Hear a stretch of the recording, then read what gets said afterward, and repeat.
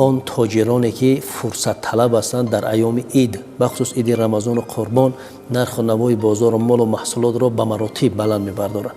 خب یا به قول خدا بعضی آنها را می‌دهد در داخل ناخنک، ولی نفرانی که از همین عیدها سوء استفاده می‌برند نرخ و نوا را در بازار بلند می‌بردارند. یک اشاره خوب کرده که گویا خدادادی، این خدادادی نیست، این خدا گرفتی است. به حدیث هم هست در این باره که هر کسی با سوء استفاده از این روزهای نیک سوء استفاده میکند و مشقت به سر مردم میارد، پروردگار بزرگ به سر مشقت میارد. این برای کسی است که دیده و دانسته نرخ را غیر واقعی بالا میبرند. خوراک را نگاه میدارند که میدانند که در روز عید باید قیمت شود. از رحمت خدا دور است کسی مواد غذایی را حبس میکند و میداند کدام روز باید برآورد. این ممکن نیست. دل در گرو خدمت مردم گذاشتن جوانمردی و مسلمانی است، نه اینکه بر سر مردم فشار آوردن و سوء استفاده کردن و میخوان مردم میخرن. خیانت در تجارت است، خیانت در مناسبت است، خیانت در داد و گرفت است. خب بیچاره مجبور است که مثلا 1 کیلو مواد بخرد، امروز مواد غذایی بخرد که مهمانش گذراند. یا روز عید کسی میاد مثلا وقتی میبیند که همین برداشت کرده است، بله اون برداشت تو زم کردی، پروردگار را کجا پنهان کردی؟ ستمگار هستی، ظالم هستی. پروردگار چه میگه؟ ولا تحسبن الله غافلا عما یعمل الظالمون. هیچ وقت نپندارید چنین که پروردگار از ظلم کننده غافل است. پروردگار میبیند که شما خریدار نمیداند، یعنی حس میکند، اما پروردگار میبیند که تو ظالم هستی. ظالم هیچ وقت در این خصوصی گران فروشی ظالم هیچ وقت نجات نمییابد. این پروردگار حاضر و ناظر اینو میبیند. بازم قسم میخوره این مصیبت پای مصیبت است. از چشم پروردگار مسلمانش میافتد.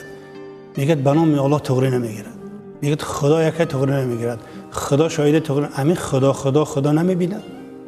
خدا دیده است تو ظالمی. اما اون برزیات که بردی فکر نکن مال خواند میبری، مال در آستین خواند میبری. این در دوام عمر میبیند. متاسفانه درس نمیشود، عبرت نمیشود. من به عزت نفس تاجران نمیرسم. من میشناسم کسانی که زن و مرد چنان جوانمردی دارن، روحیه خیر احسان در دلشون بیدار است، شب روز خیر احسان میکنن. ممنون هستم از اینا. خدا هیچ وقت دستشون کم و سرشون خم نشود. اما کسانی که با جهالت داده میشوند و از جای میخرن 5 تومان میفروشن 25 تومان، این فقط در خصوص اینا است صحبت. اینا نه تاجرن، اینا نه سوداگرند. اینا در بدر خاک بر سری هستند که با سوء استفاده از مقام هم دنیاشو میفروشن، هم آخرت، هم هزار لعنت مردم کسب میکنن. وقتی قیمت میخرن مجبورن که بخرن، دعای بد میکنن. این دعای بد جایی را میگذد.